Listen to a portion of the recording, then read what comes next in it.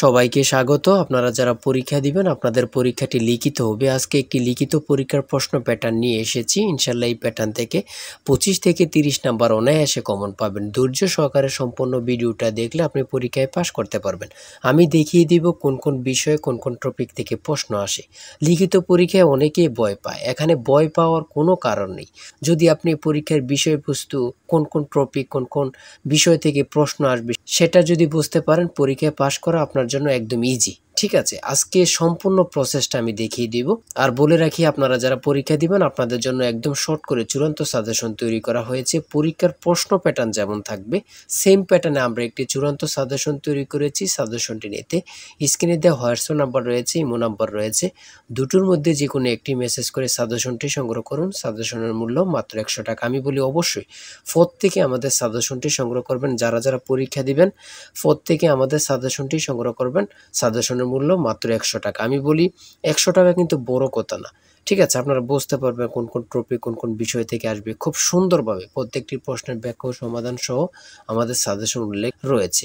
যারা চাকরির কারণে, বিভিন্ন কাজের কারণে অথবা একটু পড়ালেখা দুর্বল, তারা অবশ্যই আমাদের সাজেশনটি সংগ্রহ করবেন। মাত্র 100 টাকা। ইনশাল্লাহ আপনারা পরীক্ষায় পাশ করে যাবেন। দেখেন, আমি মূল কথায় চলে আসি। আপনাদের পরীক্ষাটি লিখিত হবে। লিখিত পরীক্ষাটা কি ওটা আগে আপনাকে বুঝতে হবে। যেমন সন্ধি বিচ্ছেদ, বেশ বাক্য সহ সমাস নির্ণয় করুন, তারপরে এক কথায় প্রকাশ, তারপরে বিপরীত শব্দ, তারপরে ইংরেজি থেকে ট্রান্সলেট থাকবে, ভয়েস থেকে থাকবে, প্রিপোজিশন থেকে থাকবে, তারপরে শর্ট করে একটি প্যারাগ্রাফ থাকবে, তারপরে গণিত অংশ থাকবে, সর্বশেষ সাধারণ জ্ঞান থাকবে। এতটুকুই হচ্ছে লিখিত পরীক্ষার প্রশ্ন। ঠিক আছে, সিলেবাস আমি দেখিয়ে দিচ্ছি। তারপরও দেখেন, এক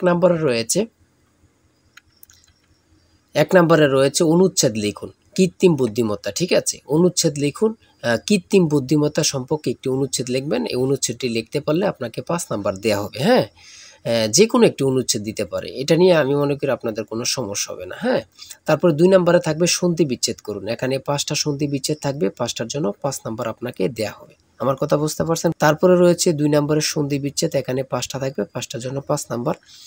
তারপরে 3 নম্বরে রয়েছে বেশ বাক্য সহ সমাস নির্ণয় করুন। এখানে 5টা আছে, 5টার জন্য 5 নাম্বার আপনারা পেয়ে যাবেন। ঠিক আছে, প্রত্যেকটি প্রশ্নের জন্য 1 নাম্বার করে। আর বলি, যারা পরীক্ষা দিবেন কোথায় থেকে পড়বেন, অনেকেই বোঝেন না। এখান থেকে ওখান থেকে না পড়ে আমাদের কাছ থেকে সাজেশনটা নেন, আপনি সুন্দরভাবে পড়ে যান, পরীক্ষা উত্তীর্ণ হয়ে যাবেন। ঠিক আছে, বুঝতে পারছেন কথা?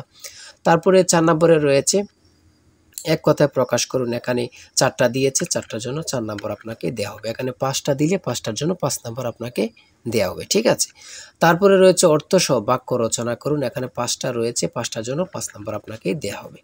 ঠিক আছে, তারপরে 6 নম্বরে রয়েছে একটি শর্ট করে প্যারাগ্রাফ, সোশ্যাল মিডিয়া সম্পর্কে একটি প্যারাগ্রাফ আপনারা লিখতে হবে। যদি আপনারা এই প্যারাগ্রাফটা লেখেন তাহলে 5 নাম্বার পেয়ে যাবেন। তারপরে 7 নম্বরে রয়েছে অনুবাদ অর্থাৎ ট্রান্সলেট আপনারা করতে হবে। এবার লিখিত বলেন, এমসিকিউ বলেন, ট্রান্সলেট থাকবেই থাকবে। ঠিক আছে, এখানে 5টা ট্রান্সলেট থাকবে, 5টার জন্য 5 নাম্বার পেয়ে যাবেন। ওই দিক দিয়ে আছে একটা, এখান দিয়ে আছে 4টা, মোট 5টা ট্রান্সলেট থাকবে, প্রত্যেকটার জন্য 1 নাম্বার করে আপনাদেরকে দেয়া হবে। তারপরে 8 নম্বরে রয়েছে fill in the gaps with appropriate word. ঠিক আছে, এখানে 5টা থাকবে, 5টার জন্য 5 নাম্বার আপনাদেরকে দেয়া হবে। 9 নম্বরে রয়েছে change the sentence as directed. ঠিক আছে, এখানে 5টা থাকবে, 5টার জন্য 5 নাম্বার আপনাদেরকে দেয়া হবে। আমি বলি, যারা পরীক্ষা দেবেন আমাদের সাজেশনটি সংগ্রহ করবেন। প্রত্যেকটি প্রশ্নের ব্যাখ্যা ও সমাধান সহ আমাদের সাজেশনে পেয়ে যাবেন। ঠিক আছে, তারপরে 10 নম্বরে রয়েছে মেক সেন্টেন্স উইথ ফলোইং ওয়ার্ডস। এখানে 5টা থাকবে, 5টার জন্য আপনাকে 5 নাম্বার দেওয়া হবে। দেখেন কিন্তু কোন কোন টপিক থেকে প্রশ্ন আসে, এটা কিন্তু দেখেন, খুবই গুরুত্বপূর্ণ একটি প্রশ্ন প্যাটার্ন।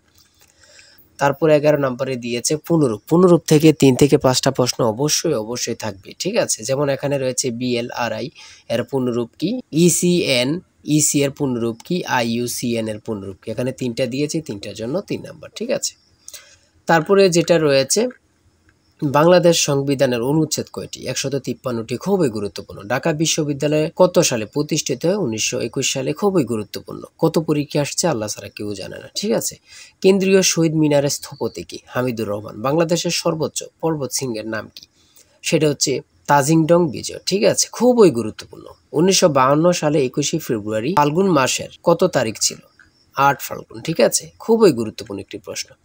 তারপরে রয়েছে 17 নম্বরে 3 বিঘা করিডোর কোন জেলা অবস্থিত? খুবই গুরুত্বপূর্ণ, লালমনিরহাট। অনেক চাকরি পরীক্ষায় এই প্রশ্নটি আসছে, ঠিক আছে।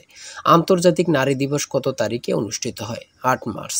8ই মার্চ। আন্তর্জাতিক নারী দিবস কত তারিখে অনুষ্ঠিত হয়? 8ই মার্চ। কত পরীক্ষা যে আসছে আল্লাহ ছাড়া কেউ জানে না, শুধু এটাই হচ্ছে কথা। তারপরে রয়েছে হরমুজ প্রণালী কোথায় অবস্থিত? ওমান ও পারস্য উপমহাসাগরে অবস্থিত। খুবই একটি গুরুত্বপূর্ণ। এখন বর্তমানে হরমুজ প্রণালী সম্পর্কে অবশ্যই প্রশ্ন আসবে, ঠিক আছে। তারপরে রয়েছে ডেনমার্কের মুদ্রার নাম কি? সেটা হচ্ছে ক্রোন। খুবই গুরুত্বপূর্ণ। রোহিঙ্গা জনগোষ্ঠী কোন দেশের অধিবাসী? মিয়ানমার। নিঝুম দ্বীপ কোন নদীর মোহনায় অবস্থিত? মেঘনা। খুবই গুরুত্বপূর্ণ একটি প্রশ্ন উত্তর। নিঝুম দ্বীপ কোন নদীর মোহনায় অবস্থিত? সেটা হচ্ছে মেঘনা নদী, ঠিক আছে। তারপরে রয়েছে পরিবেশবাদী গ্রেটা থুনবার্গ কোন দেশের নাগরিক? সুইডেন। 25 নম্বরে রয়েছে পৃথিবীর বৃহৎ ম্যানগ্রোভ বনের নাম কি? সুন্দরবন। তারপরে রয়েছে 1 কিলোবাইট কত বাইটের সমান? 1024 বাইট। কোন ভিটামিনের অভাবে রাতকানা রোগ হয়? ঠিক আছে, কোন ভিটামিনের অভাবে রাতকানা রোগ হয়? Vitamin A. ইউনেস্কো এর সদর দপ্তর কোথায়? Paris, France. কত পরীক্ষা আসছে আল্লাহ ছাড়া কেউ জানে না, ঠিক আছে। তারপরে রয়েছে গণিত। সর্বশেষ রয়েছে একটি বইয়ের মূল্য 100 টাকা বিক্রয়ের সুবিধার্থে বইটির মূল্য 10% হ্রাস করা হলো। 3 মাস পর বইটির নতুন মূল্যের উপর আরও 5% ছাড় দিয়ে বইটি বিক্রয় করা হলে বইটি কত টাকায় বিক্রয় হলো? এখানে অঙ্কটির সমাধান দেয়া আছে, আপনারা যদি পারেন এই অঙ্কটির জন্য 5 নাম্বার আপনাদেরকে দেয়া হবে, ঠিক আছে। তারপর রয়েছে কোনো বিশ্ববিদ্যালয়ের ছাত্র ও ছাত্রীর অনুপাত 3:2, ছাত্রদের মধ্যে থেকে 20% এবং ছাত্রীদের মধ্য থেকে 25% বৃত্তি পেয়ে থাকলে ওই বিদ্যালয়ের মোট কত শতাংশ ছাত্রছাত্রী বৃত্তি পায়নি? ঠিক আছে, এই অঙ্কটির সমাধান দেওয়া আছে, আপনারা যদি পারেন 5 নাম্বার পেয়ে যাবেন।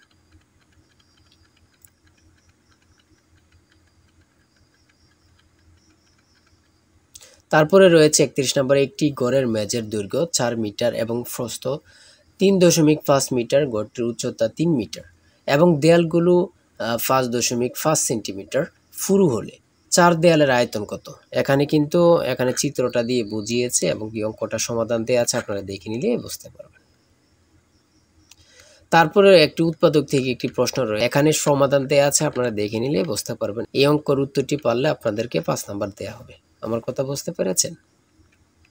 তারপরে মান নির্ণয়ের এখানে অঙ্কগুলো রয়েছে। হ্যাঁ, এতটুকু আজকের প্রশ্ন উত্তর। আপনারা যারা পরীক্ষা দিবেন অবশ্যই এই নাম্বার হোয়াটসঅ্যাপ ইমো আছে, হোয়াটসঅ্যাপ অথবা ইমোতে এই নাম্বারে মেসেজ করে সাজেশনটি সংগ্রহ করেন। সাজেশনের মূল্য 100 টাকা। আর অবশ্যই হ্যাঁ, প্রত্যেকে আমাদের চ্যানেলটি সাবস্ক্রাইব ও পেজটি ফলো দিয়ে রাখলে আমরা নতুন ভিডিও আপলোড দেওয়ার সাথে সাথে চলে যাবে আপনার কাছে নোটিফিকেশন। আপনাদের পরীক্ষার প্রশ্ন সমাধান, আপনাদের রেজাল্ট, বিভিন্ন চাকরির খবর, সকল কিছু আমাদের চ্যানেলে পাবেন। তাই অবশ্যই চ্যানেলটি সাবস্ক্রাইব করে পাশে থাকলে আপনাদের চলবে, ঠিক আছে। যে কোনো মুহূর্তে যে কোনো সমস্যা আপনাদের কাছে নোটিফিকেশন চলে যাবে। সবাই ভালো থাকবেন, সুস্থ থাকবেন। আল্লাহ হাফেজ।